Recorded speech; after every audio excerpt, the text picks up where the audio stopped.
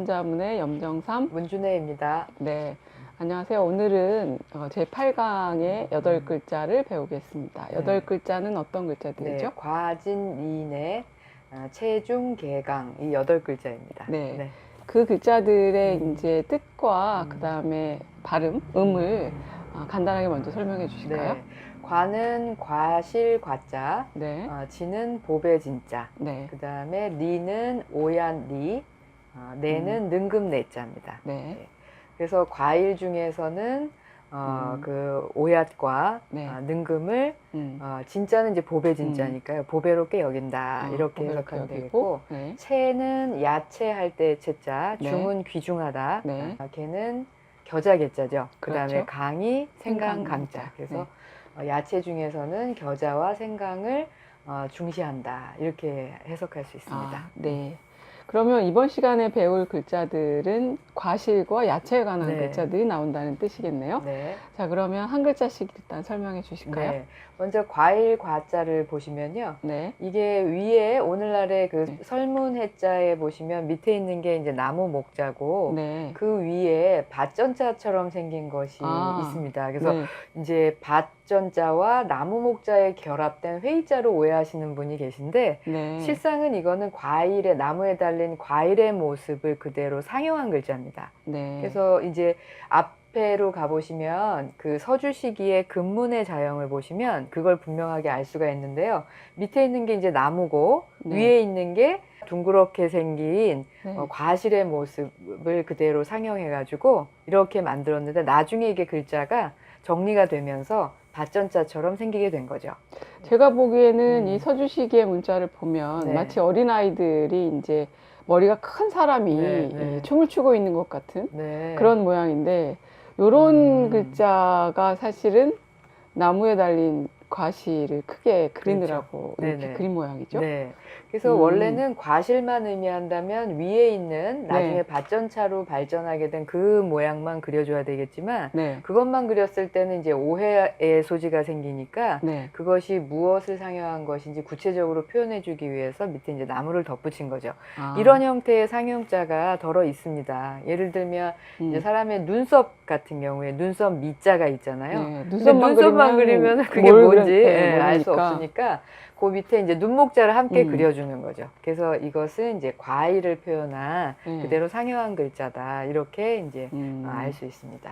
근데 보통은 이제 어떤 열매는 나무에만 맺히는 게 아니라 풀에도 맺힐 수 있고 맺힐 수 있잖아요. 그죠? 우리가 쌀을 이제 우리가 생각할 중요한 곡식의 열매라고 생각하는데 그런데 이 과자로는 나무에 맺히는 열매를 그렇죠. 지칭하게 되는 거죠. 과수를 의미하는 거죠.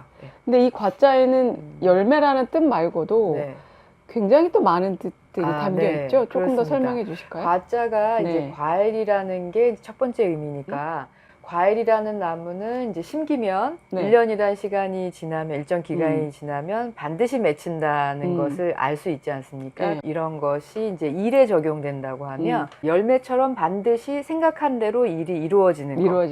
그래서 나중에는 이 글자가 과실이라는 의미에서 조금 확대가 되어서 과연이라는 의미로 쓸 때, 과연 그러하다 할 때에도 이제 이 글자를 씁니다. 그래서 이제 일이 실현되다라는 의미도 생기게 되고요. 결과할 때도 그럼 과자를 그렇죠. 이렇게 쓰게 결과도 되네요. 이렇게 쓰는 거죠. 그렇죠. 그 모든 것이 이제 열매가 맺히는 것에서 출발해서 열매가 맺히는 걸 반드시 기대할 수 있는 것. 그런 성질에서 이제 과연도 되고 결과도 되고 그 다음에 더 확대돼서는 과감하다. 그렇죠. 이런 것도 이제 이 글자로 표현하게 됩니다. 네. 그러니까 과실을 뜻하는 글자에서 이렇게 중요한 글자로 뜻을 대표하게 되는 글자가 되니까 우리가 주의해서 잘 익혀야 되는 글자겠죠.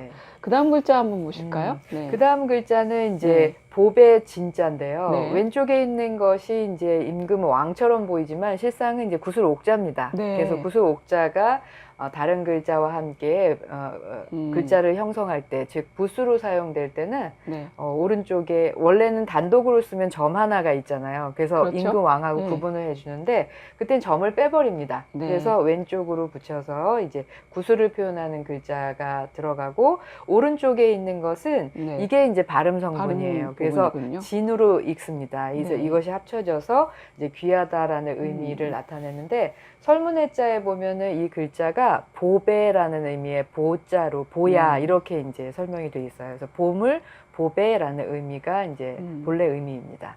예전부터 중국 사람들을 포함해서 동아시아의 사람들은 옥을 굉장히 귀히 여겼나 봐요. 그러니까 이런 글자의 구슬옥으로 구성된 것으로 만들었으니까요. 그렇죠. 예. 그 보배 보자에도 사실은 옥자가 들어가 있고요.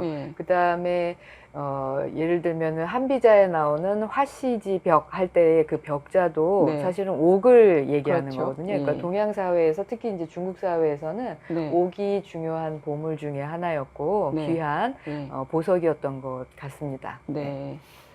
그러면 그 다음에 나오는 리자와 네자를 이제 하나씩 설명해 주실까요? 네. 리자는 이거는 우리에게 익숙한 글자죠. 그렇죠. 우리나라 성씨 중에 가장 많은 성씨 중에 하나가 이 리자인데 이 리자는 나무 목자 밑에 아들 자자가 있는 형태로 구성되어서 이것은 의미가 오얏리입니다. 학생들한테 오얏리 이 글자가 무슨 글자냐고 하면 다 대부분 알아요. 오얏리다. 근데 오얏이 뭐냐 이렇게 물어보면 그렇죠. 오얏은 뭔지를 잘 모르는 경우가 있습니다. 오얏은 이제 자두라고 합니다. 자두라는 열매를 이제 오얏이라는 말로 옛날에는 이제 그런 명칭을 가졌었나 봅니다. 그래서 이 글자는 나무 목자 밑에 아들 자자가 발음 성분으로 들어간 형성자로 설명이 되어 있습니다.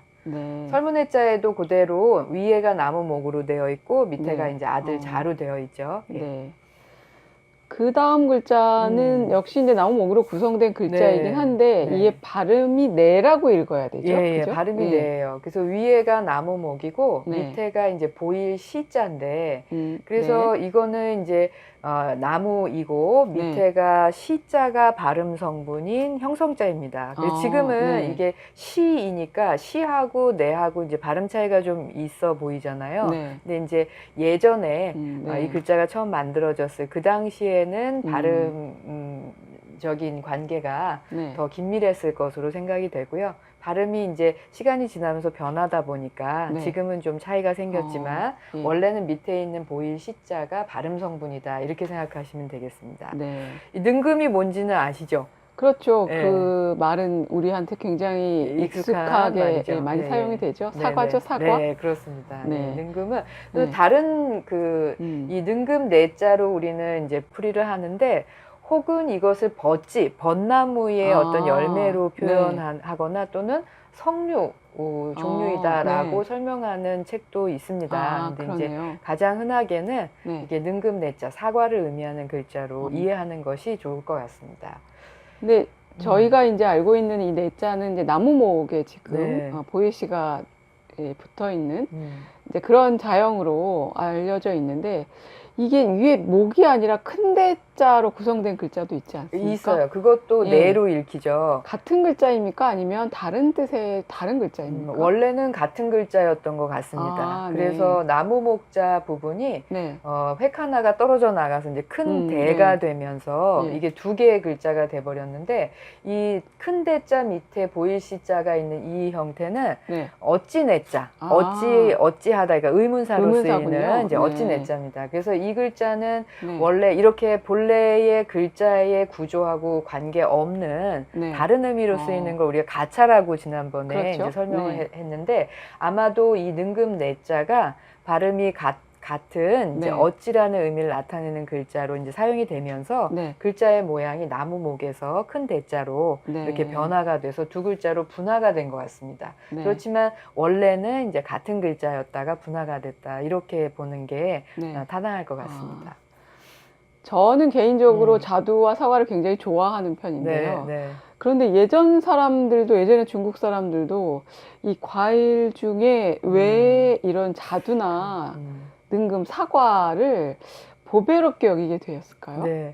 글쎄 왜인지는 네. 잘 모르겠는데 시경에 보면 네. 시경대하에 그 네. 업이라고 하는 이제 시가 있어요. 거기에 보면 투아이도 보지이리 이렇게 해서 나에게 복숭아를 던져주면 네. 내가 그것을 그 리로 갚았다 이런 내용이 나오거든요. 네. 그래서 예전에 이제 중국 사람들은 이 복숭아라든가 네. 또는 오얏이라든가 이런 것을 남이 나에게 무엇을 주었을 때 보답을 하는 예에 사용하는 과일로 네. 활용한 것 같습니다. 그러니까 그만큼 귀하게 네. 이제 여겼다는 거겠죠. 아무거나 이제 답례품으로 주지는 않으니까요. 예. 그래서 그런 습관이 있었던 것으로 보입니다. 왜인지는 모르겠지만, 네. 근데 맛이 있으니까요. 그렇죠. 네. 네. 역시 먹는 건 맛있어야지 귀한 거죠. 네. 보기만 이쁘다고 귀한 게 아닙니다. 그렇습니다. 네. 네. 그럼 그 다음 구절에 있는 이제 네. 체중계강을 가야 될 텐데 네. 채자부터 설명해 주실까요? 네, 채자는 네. 위에 풀조가 있고 아래에 켈체가 있는 형성자로서 네. 이것은 이제 야채, 채소를 네. 의미하는 글자입니다. 그래서 설문해자에 보면은 네. 이것은 풀 중에서 먹을 수 있는 것, 그것을 의미하는 글자다 이렇게 설명을 해놨어요. 네. 그렇죠. 네. 우리가 들판에 나는 풀을 모두 다 먹을 수 있는 건 아니니까. 그렇죠. 네. 네. 그래서 이 글자 밑에 있는 네. 채자도 보시면 나무목으로 구성이 돼 있잖아요. 네. 그 위에 있는 부분이 이제 사람의 손을 상용한 글자예요. 그래서 네. 나무에 있는 열매나 이런 것들을 따는 모습입니다. 저는 좀 다르게 봤는데 설명하는 연구자들 가운데 나뭇잎을 따는 거다라고. 아, 나뭇잎을요? 예. 아, 나뭇잎을 왜 딸까요?